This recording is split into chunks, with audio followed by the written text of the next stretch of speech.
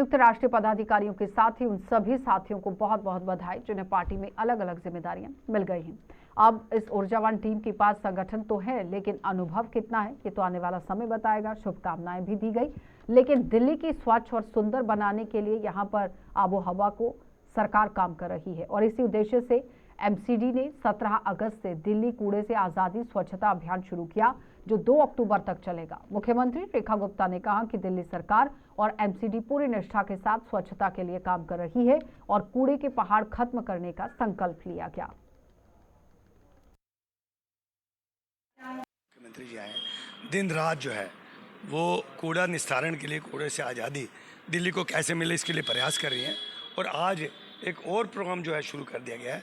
आज 17 अगस्त है, 17 सितंबर प्रधानमंत्री जी का जन्मदिवस है और उसके बाद 2 अक्टूबर तक, तो ये जो 2 महीने हैं इसमें और सघन स्वच्छता अभियान, जिसमें कम्युनिटीज़ को साथ लेकर, अपने सरकारी ऑफिसर्स को साथ लेकर, हमारे सभी जो निगम का और सरकारों का जो असला वो लगेगा और इसमें दिल्ली में जगह जगह जहाँ कहीं भी कूड़ा है उसका निस्तारण किया जाएगा। दिल्ली को स्वच्छ और सुंदर बनाने की दिशा में एक बहुत आमूलचूल परिवर्तन और कार्य किए जा रहे हैं। और आने वाले समय में आदरणीय मुख्यमंत्री रेखा गुप्ता जी ने 17 अगस्त से 2 अक्टूबर का जो दिल्ली को कूड़े से आज़ादी उसके अभियान का यहाँ से लॉन्च किया है और ये उनका कदम बहुत ही सराहनीय है। दिल्ली के मेयर, दिल्ली की स्टैंडिंग कमेटी की चेयरमैन, दिल्ली के सभी पार्षद, सभी एमएलएज, सभी मिलकर दिल्ली को स्वच्छ करेंगे और आने वाले समय में 2 अक्टूबर जो टारगेट दिया गया है, मुझे लगता है कि हर गली, हर ऐसा कोना जिसको स्वच्छता की ज़रूरत है वो साफ दिखाई देगा। 17 से 17 का महीना माने आप, 17 अगस्त आज है, 17 सितंबर को माननीय प्रधानमंत्री का जन्मदिन है और ऐसे ही 17 से 17 गिनते रहिए। इस एक महीने में जो वार्ड सबसे ज्यादा साफ सुथरा होगा वो आए और 1 करोड़ रुपए का फंड मेरे से लेगा। और ऑप्शन भी नहीं है, अगर आपका वार्ड अगले महीने भी साफ सुथरा है तो 2 करोड़ मिल जाएंगे। उससे अगली बार भी यदि आपका वार्ड पूरी तरीके से साफ सुथरा है तो अगले महीने फिर 1 करोड़ मिल सकता है। यानी 12 महीने 12 करोड़ का फंड सीएमडीएफ से मैं आपके वार्ड को दे सकती हूं, बशर्ते कि आप और आपके अधिकारी कमर कस के अपने वार्ड के सफाई अभियान को जांचेंगे। खुद करो, अधिकारियों से कराओ, सिस्टम लगाओ, चेक करो, सर्विलेंस बिठाओ, जो भी करो।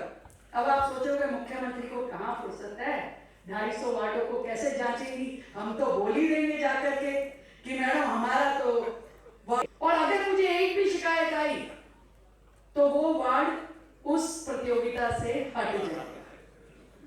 ठीक है जी, ठीक है भाई जी, ठीक है।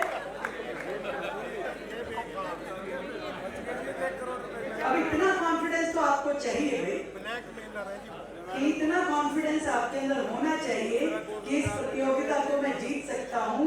जहां हम पार्षद थे, हमें 20 लाख रुपए का फंड मिलता था 1 साल में, मैं आपको 1 महीने का 1 करोड़ का फंड सैंक्शन करने के लिए तैयार हूं। मैं बहुत छोटे में अपनी बात कहना चाहती हूँ क्योंकि बातें बहुत हो जाती है, पर प्रैक्टिकली उसका समाधान खोजना बड़ा इंपॉर्टेंट है, वो थोड़ा कम हो पाता है।